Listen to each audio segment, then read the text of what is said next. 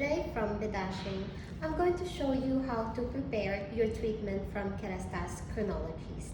In the box, you have Chronologiste Cream Mask, you have Mimetic Caviar Pearl Shot, you have bowl, and you have spatula. To prepare your treatment, first you open your Mimetic Caviar Pearl Shot. Then you take your bowl, you squeeze it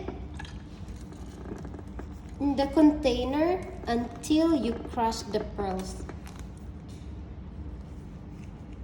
Second, you take 2 spoons of your mask until you reach the visible line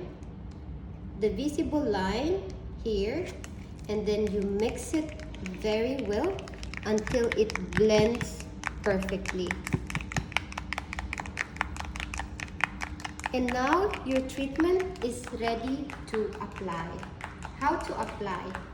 First, you have to wash your hair with the Chronologiste shampoo, and then towel dry your hair, apply to your scalp section by section. Once you've done, you have to wrap by the aluminum foil or shower cap, and then you leave it for 10 minutes. Rinse and dry as usual. Thank you.